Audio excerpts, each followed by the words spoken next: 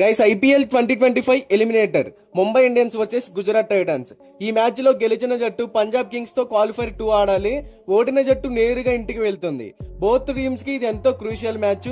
Mumbai fans అంతా తమకు 6th trophy loading అని ఎంతో ఆశతో ఎదురు చూస్తున్నారు. మరోవైపు గుజరాత్ తమ 2వ టైటిల్ కలను సాకారం చేసుకోవాలని ఎదురు చూస్తోంది. అయితే ముంబై ఇండియన్స్ ఈ సీజన్ లో ఇప్పటి వరకు టోటల్ గా 14 మ్యాచ్లు ఆడి అందులో 8 మ్యాచ్ల్లో విజయం సాధించింది. మొదట్లో వరుసగా పరాజయాలను ఎదుర్కొన్న ముంబై మంచి కంబ్యాక్ ఇచ్చి అడ్డొచ్చిన ప్రతి టీం ని మట్టి గడిపించింది. ప్లే ఆఫ్స్ కి క్వాలిఫై అవ్వదు అనుకున్న జట్టు బ్యాక్ టు బ్యాక్ విజయాలతో టాప్ 4 లో నిలిచింది.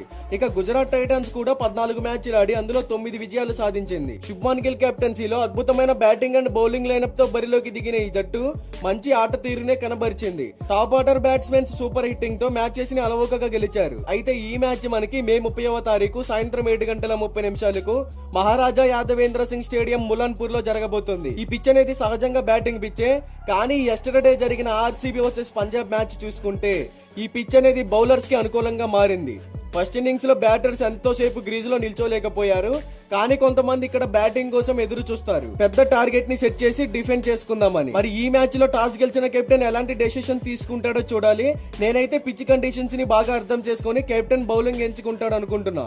ఇక్కడ యావరేజ్ ఫస్ట్ బ్యాటింగ్ స్కోర్ వచ్చేసి 169 runs, average second batting score వచ్చేసి 160 రన్స్. అయితే వరుసగా 2 ఓటముల తర్వాత టైటన్స్ ఈ మ్యాచ్ లోకి అడుగు పెడుతుంది. ఈ సీజన్ లో ఈ 2 టీమ్స్ కలిపి 2 మ్యాచ్లు ఆడాయి.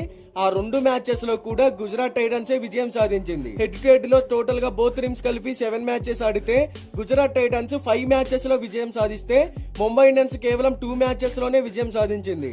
హెడ్ టు హెడ్ లో గుజరాత్ దే పై చెయ్యి. అయితే ఈ 2 టీమ్స్ కి మైనస్ పాయింట్ ఏంటంటే సౌత్ ఆఫ్రికా ప్లేయర్స్ వాళ్ళకి ఉన్న WTC ఫైనల్స్ ని దృష్టిలో పెట్టుకుని వాళ్ళ కంట్రీకి వెళ్లారు. ఈ ప్లే ఆఫ్స్ కి వాళ్ళైతే అవైలబుల్ లో ఉండరు. వాళ్ళ ప్లేస్ లో వచ్చిన బ్యాట్స్మెన్స్ సెట్ అయ్యే వరకు కొంచెం టైం అయితే పడుతుంది.